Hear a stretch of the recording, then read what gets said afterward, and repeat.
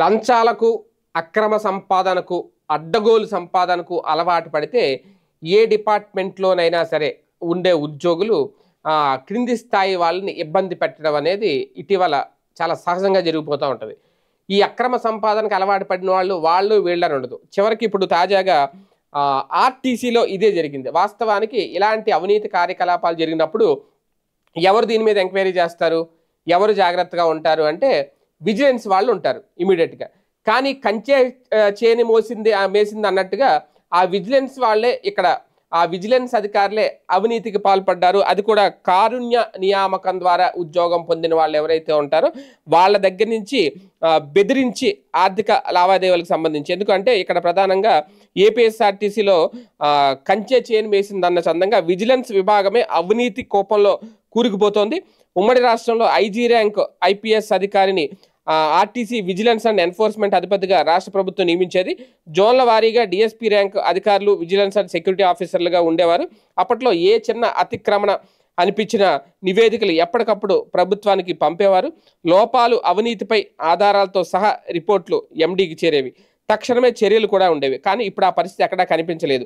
Vigilance విభాగం RTC admin ED చేతుల్లో ఉండడమే ఇందుకు ప్రధాన కారణం అనేది సిబ్బంది చెప్తున్నారు. అంటే ఇక్కడ ఏం జరిగింది అంటే కడపలో జరిగిందంట. వాస్తవానికి కడప రీజియన్లో పనిచేసే ఒక ఉద్యోగి మరణించడంతో ఆయన భార్యకు సెక్యూరిటీ కానిస్టేబుల్గా కారుణ్య నియామకం కింద ఆర్టీసీలో ఉద్యోగం ఇచ్చారు. అయితే ఆ తర్వాత ఆమె వేరే పెళ్లి చేసుకుంది. దీంతో విజిలెన్స్ అధికారి ఆమెను బ్లాక్మెయిల్ చేయడం మొదలుపెట్టాడట.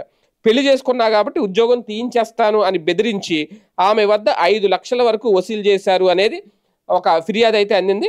ఇలాంటి ఫిర్యాదులు ఎట్టకేలకు యాజమాన్యం స్పందించి విజిలెన్స్ ఉన్నతాధికారిని విచారణకైతే పంపింది. అయితే విచారణ అధికారితో వసూళ్ల అధికారికి సత్సంబంధాలున్నాయి. ఆయన ముందే బాధితులను పిలిచి బహిరంగంగా విచారణ చేపట్టారు. ఎవరిపై తాము ఫిర్యాదు చేశామో, ఎవరి పరిధిలో పనిచేస్తున్నామో ఆయన సమక్షంలోనే విచారణ చేపట్టడం అంటే దీన్ని పూర్తిగా నీరుగార్చడమే అనేది బాధితులు వాపోతున్నారు. అంటే ఇక్కడ ఇదే జరుగుతుంది. ఇలాగే కడప జోన్లో వరుసగా చాలా ఫిర్యాదులే వస్తున్నాయట. కడప జోనల్ వర్క్షాప్లో ప్రధానంగా V&SO డబ్బుల కోసం వేధిస్తున్నారు అనేది ఆర్టీసీ కానిస్టేబుల్ ఆధారాలతో సహా ఫిర్యాదు చేశారట.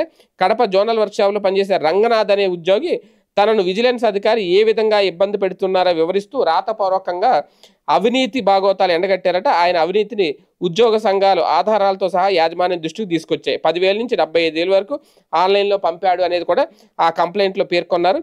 కొందరు హెడ్ కానిస్టేబుల్ను దళారీలు పెట్టుకొని రాయలసీమలో వసూలు చేస్తున్నారు అనే వైనాన్ని కూడా వివరించారు. ఇక్కడ పాపం ఏదో కారుణ్య నియామకాల ద్వారా జాబులు సంపాదించుకుంటే దాన్ని అడ్డు పెట్టుకొని కూడా విజిలెన్స్ అధికారులు తినేయడం అంటే దీని మీద మరి ప్రభుత్వ అధికారులు, ఉన్నతాధికారులు ఇమీడియట్గా దృష్టి పెట్టాలి. అవసరమైతే వాళ్ళని సస్పెండ్ చేయాలి, వాళ్ళ మీద చర్యలు తీసుకోవాలి, బాధితులకైతే న్యాయం చేయాలి.